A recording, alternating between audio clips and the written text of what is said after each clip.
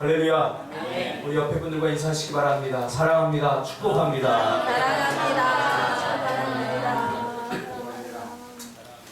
오늘 이 말씀 중심에서 1708m, 1708m라는 제목으로 하나님 말씀 증거하겠습니다. 왜 설교 제목이 1708m인지 궁금하시죠? 이 설악산 대청봉 높이가 1708m입니다. 지난 수요일 예배를 마치고 밤 9시 반쯤에 설악산으로 무작정 떠났습니다. 사실은 작년부터 제가 대청봉을 오르고 싶었는데 우리 상진 집사와 우리 남자 집사님 몇 분과 오르자 이렇게 말만 하고 여러 가지 여건이 여의치 않아서 오르지 못했습니다. 며칠 전에도 상진 집사하고 이야기하는데 우리 대청봉 한번 가야지 이렇게 말을 하는데 너무 말로만 하는 것 같아서 말만 하는 데 모습이 좀 식상했어요. 그래서 가기로 결심을 한 거죠. 그래서 앞뒤 생각 없이 떠났습니다. 그동안 왜 대청봉을 가고 싶었는데 가지 못했느냐, 너무 앞뒤 생각을 많이 했던 것 같아요. 저는 너무 생각만 많은 사람이 싫어합니다. 하나님도 그런 것 같아요. 성경을 보니까 너무 생각만 많은 사람을 하나님은 쓰시기에 참 피곤해 하시는 것 같아요. 하나님의 말씀은, 하나님의 명령은 하나님께서 충분히 생각을 다 하시고 내린 거기 때문에 우리가 거기에 대해서 뭐 생각할 필요가 없어요. 하나님께서 하라고 하는 명령, 하나님께서 순종하라고 하는 말씀을 가지고 우리가 생각할 이유가 하나도 없어요. 왜? 하나님이 이미 내 대신 다 생각하시고 깊게 있게 생각하시고 나에게 정말 필요하기 때문에 내리는 명령이기 때문에 그런 거죠. 때로는 너무 복잡한 생각이 우리 인생을 복잡하게, 그리고 우리가 하는 일들을 혼란하게 만들기도 합니다. 생각은 간단 명료해야 됩니다. 생각이 지저분하면 안 돼요. 그래야 쉽게 결정하고 일을 쉽게 할 수 있습니다. 그리고 안 하는 것보다 하는 것이 훨씬 중요합니다. 핑계대면서 머뭇거리고 미루는 것보다 일단 하면 일이 깔끔해집니다.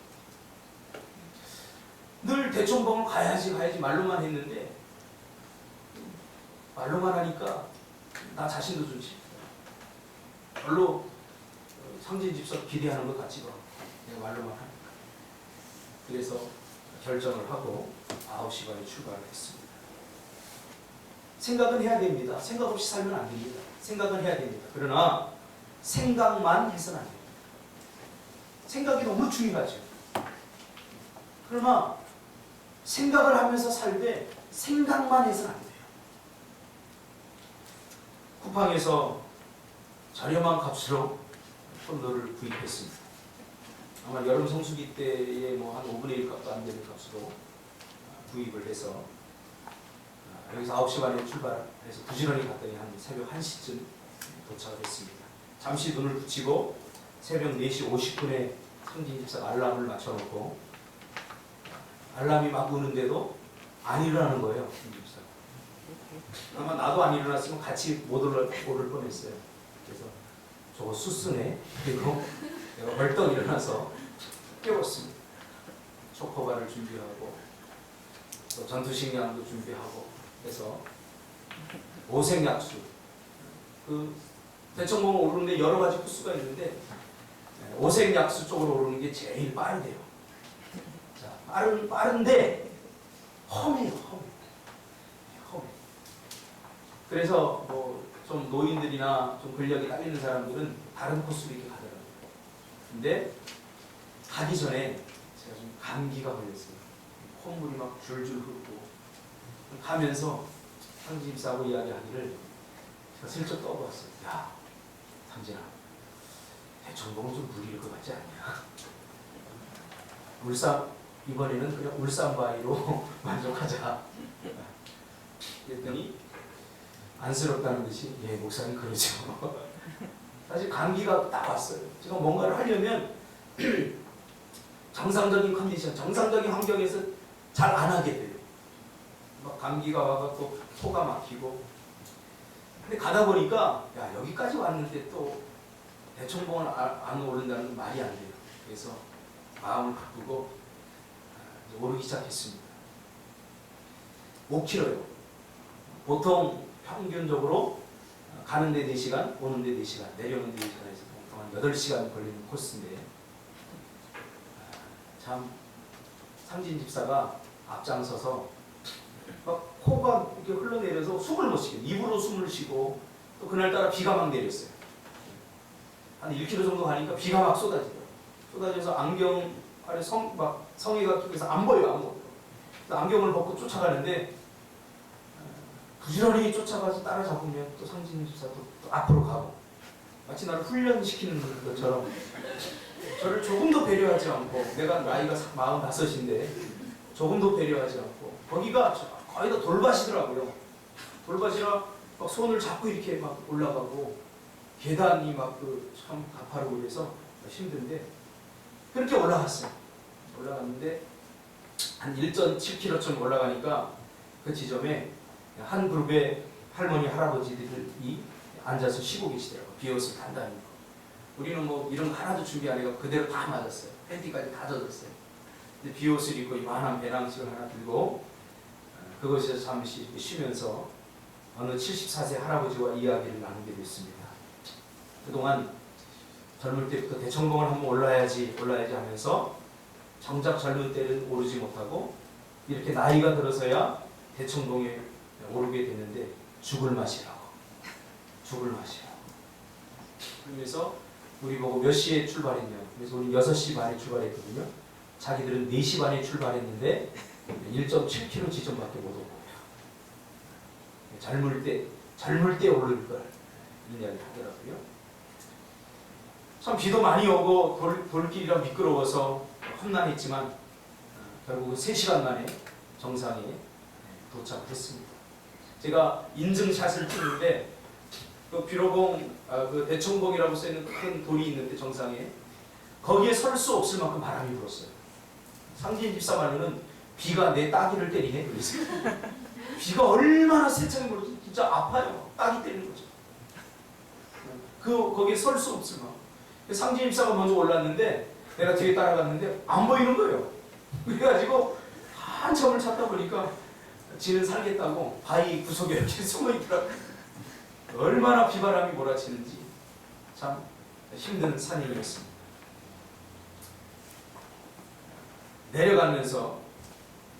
내려가는데 할아버지들이 저 밑에 이렇게 올라오고 계시더라고요. 아주 걱정스러운 속도였어요. 야, 저 속도로 올라오면 오늘 내로 내려갈 수 있을까? 그 속도로 천천히 올라오고 계셨습니다. 우리는 마음만 먹으면 언제든지 할 수 있다고 생각하지만 사실 우리는 이 말에 속고 있는 겁니다. 이 할아버지는 마음만 먹으면 얼마든지 대청봉 올라갈 수 있다고 생각했는데 그 마음을 먹는데 40년이 걸려버린 거죠. 1708m를 정복하는데 40년이 걸립니다. 저는 약 한 6개월이 걸려요. 그러므로 마음만 먹으면 할 수 있는 것이 아니라 지금 하지 않으면 평생 하지 못할 수도 있습니다. 여러분의 마음에 속지 마십시오. 제가 그 할아버지를 물었어요. 왜 그렇게 오래 걸리셨어요? 젊을 때, 다리가 튼튼할 때, 그때 올라오시지 왜 이렇게 다리도 보니까 비실비실하고 지팡이 2개 지저는 게 들었는데 올라갈 것 같지가 않았어요. 왜 그렇게 오래 걸리셨어요? 물어보니까 그동안 대청봉 한번 오르려면 체력적인 준비도 해야 되고 또 친구들과 시간도 맞춰야 되고 이런 핑계 저런 핑계 대다 보니까 40년이 걸렸노라고 그렇게 고백을 합니다. 이러다 내가 좋아하는 산 대청봉 한 번도 못 올라보겠다. 그래서 이번에 친구들이 간다고 하니까 앞뒤 생각 없이 무작정 따라 나섰다는 거죠. 여러분 때로는 이런 용기가 필요합니다. 사람은 무모해서는 안 되지만 그렇다고 무행하는 것은 더 불행한 일입니다. 더 불쌍합니다. 뭔가 아무 대책 없이 시작하는 거 이것도 문제지만 그러나 너무 생각이 많아서 아무것도 하지 못하는 것. 이것이 인생에서는 더 큰 문제입니다. 실패할까봐, 안 될까봐 아무것도 하지 않는 것은 불쌍한 이상이죠. 오늘 본문은 갈렙이 40세 때 가나안 정탐을 하게 되죠. 12명의 정탐꾼과 이제 가나안을 정탐할 때 그때 보았던 땅, 그때 밟았던 땅 헤브론 산지를 이제 85세가 되어서 정복하는 내용입니다. 많은 사람들이 이런 갈렙을 굉장히 높게 평가합니다. 야, 갈렙 대단한 사람이다.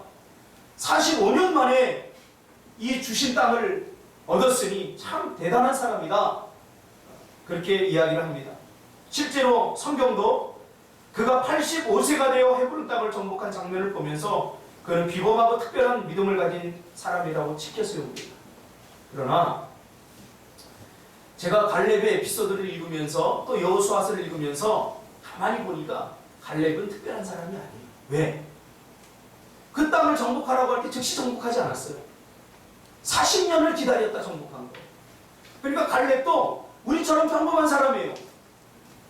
두렵고 떨리고 즉시 하기에는 뭔가 석연치 않은 그런 부분들이 많이 있었던 사람입니다. 갈렙은 우리처럼 평범한 그리스도인이었습니다.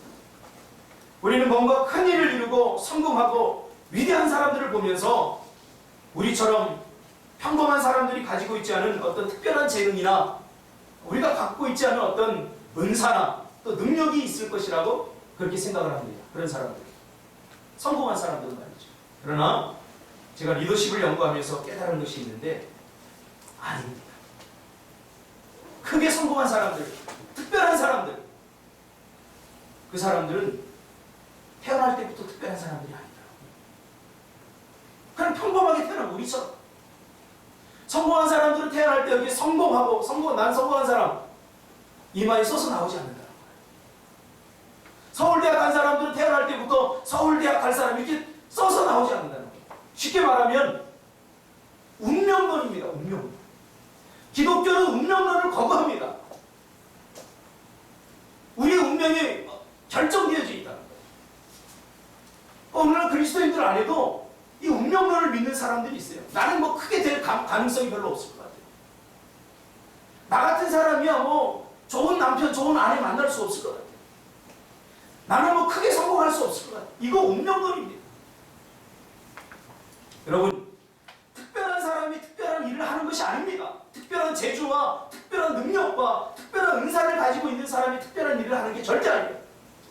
우리같이 평범하고 우리같이 평범한 사람일지라도 하나님이 주신 꿈과 비전을 가지고 특별한 일에 도전해서 그 일을 해내면 그 사람이 바로 특별한 사람이 되는 거예요. 그러므로 평범함에서 특별함으로 올라서는 계단은 그렇게 높지 않습니다. 그렇게 높지 않아. 나는 아니야. 나는 저런 사람이 될 수 없어. 난 저렇게 성공할 수 없어. 하는 그 메뚜기적 근성을 우리가 먼저 버려야 됩니다. 이 근성을 갖고 있으면 아무것도 못해요. 도전하지 못합니다.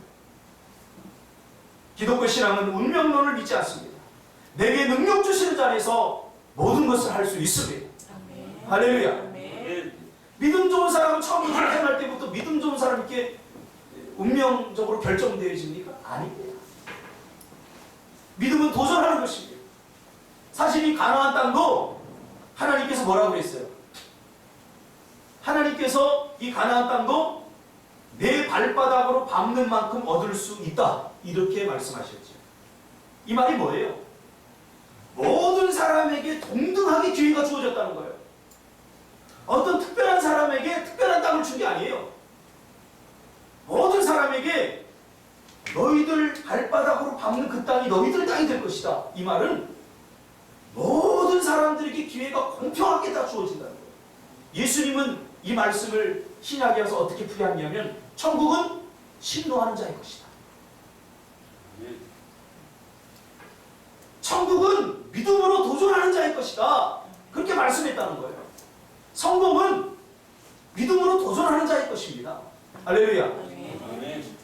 우리가 지금 이 수준의 삶밖에 살지 못하는 것은 우리가 도전하지 않았기 때문입니다. 저는 도전하는 사람을 되게 좋아해요. 도전하는 사람을 보면 가슴이 막 뛰어요. 막 도와주고 싶고 막 밀어주고 싶다. 괜히 내일처럼 막 기대가 되고 흥분이 돼요. 그러므로 나에게 뭔가 특별한 것이 없어서 하지 못한다고 하는 사람들은 어리석은 사람들입니다. 얻지 못하면 구하지 않았기 때문이다. 그렇게 말하고 있습니다. 특별한 일에 도전하지 않으니까 특별한 일을 해낼 수 없는 거죠. 성경은 갈렙이 삼손처럼 특별한 능력을 가졌다거나 모세처럼 강력한 영성을 가진 특별한 사람이라고 단 한 곳에서도 말하지 않아요. 갈렙은 그저 우리처럼 평범한 그리스도인이라고 그렇게 말합니다. 그러면서 그는 다만 아주 평범한 그리스도인으로서 어떻게 헤브론 산지를 정복할 수 있었는가, 그거에 대해서 딱 한마디로 이야기해요. 그러면 평범한 그가, 특별한 능력과 재주도 없는 그가, 특별한 은사나 능력이 없는 그가 어떻게 해서 헤브론 산지를 얻을 수 있었는지. 여러분, 헤브론 산지는 한 927m가 되는 산지로 이루어진 그런 곳입니다. 오늘 성경을 보니까 그가 헤브론 산지를 정복할 수 있었던 것은 하나님을 온전히 쫓았기 때문이다. 할렐루야. 이것이 서로 줄 수 있는 유일한 답입니다. 지극히 평범한 사람이, 지극히 평범한 생각을 가지고 있는 갈렙이 성공할 수 있었던, 헤브론 땅을 얻을 수 있던 유일한 길은 그가 하나님을 온전히 쫓았기 때문이다. 그러므로 평범한 우리도 하나님을 온전히 쫓으면 특별한 땅 얻을 수 있습니다. 특별한 성공을 거둘 수 있습니다. 특별한 사람이 성공하는 게 아니에요. 특별한 능력 있는 사람이 성공하는 게 아니에요. 수학을 잘하는 머리를 가지고 태어난 사람은 없어요. 영어를 잘하는 머리를 가지고 태어난 사람은 없어요. 그냥 평범했던 내가 영어에 도전하고 수학에 도전하면 잘하게 되는 거예요. 저는 오랫동안 수학에 대해서 저희 어머니가 저에게 뭐라고 그러냐면, 너는 운해가 발달해서, 엄마를 닮아서 운해가 발달했기 때문에 독서를 하거나 또 국어나 이런 쪽에 너는 발달했지, 너 수학은 좀 못해. 이런 이야기를 하신 거예요. 근데 그런 이야기를 저만 한 게 아니라 저희 누님한테도 했어요. 그러니까 저희 누님하고 이야기하다 보면 누님도 수학을 못했고 저도 못했어요. 근데 가만히 보니까 못한 게 아니라 안 하는 거예요. 네. 그런 비합리적인 사고가 우리 안에 있었어요. 그래가지고 나는 뭐 워낙 머리가 운해가 발달해서 자네는 별로 내 발달 안 했어. 그리고 다른 과목만큼 노력을 안 했더라고요. 그러니까 못한 거예요. 지금 와서 내가 느낀 게 뭐냐면, 그때 좀 할 걸.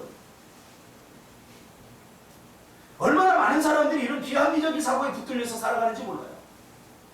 제가 나중에 학원에서 이렇게 수학하고 영어를 가르치면서, 그때 사실은 제가 수학을 잘해서 가르친 게 아니라 배우면서 가르쳤어요.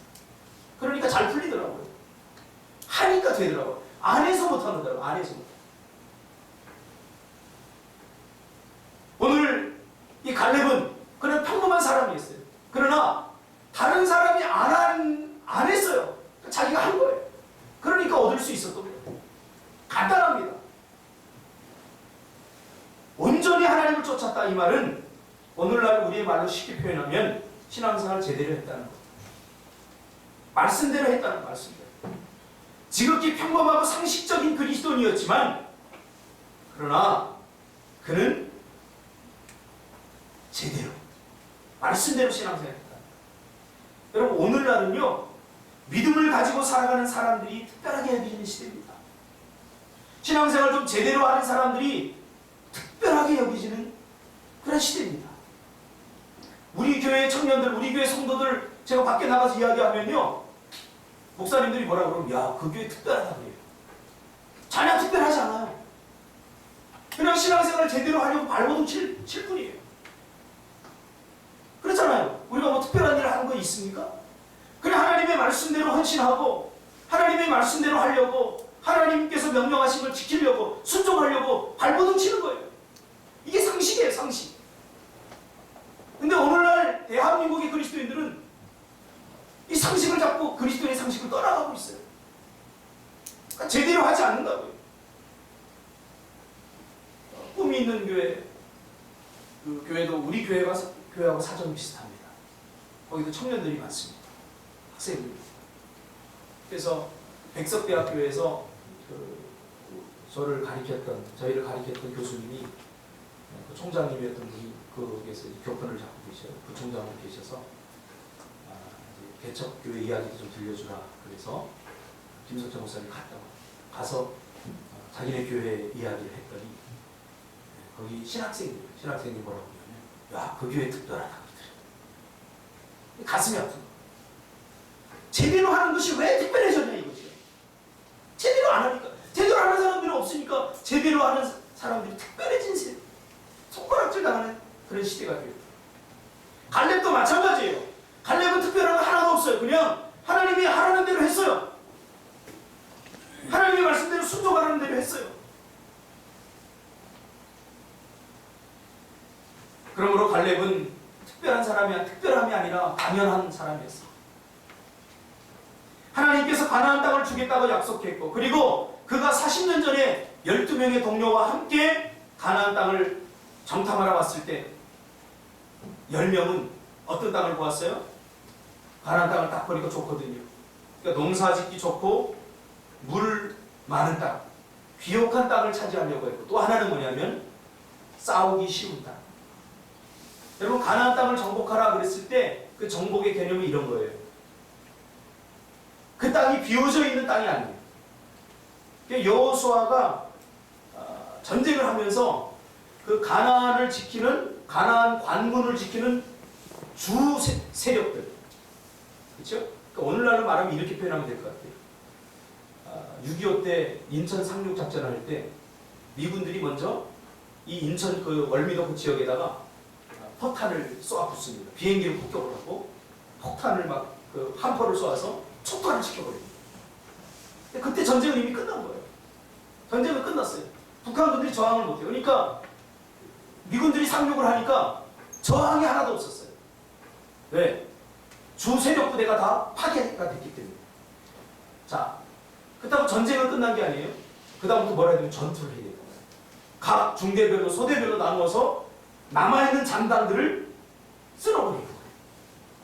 지금 가나안의 전투도 똑같아요. 여호수아가 전쟁에서 앞에 서서 승리한 것은 가나안을 지키는 주 세력들, 그 사람들을 없애버린 거예요. 여전히 가나안 땅에는 잔당들이 남아있다고. 7족속.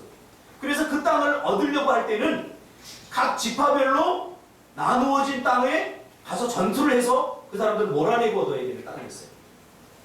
그런데 갈렙이 딱 보니까 다른 10지파는 농사짓기 좋고 물이 많은 곳, 비옥한 땅,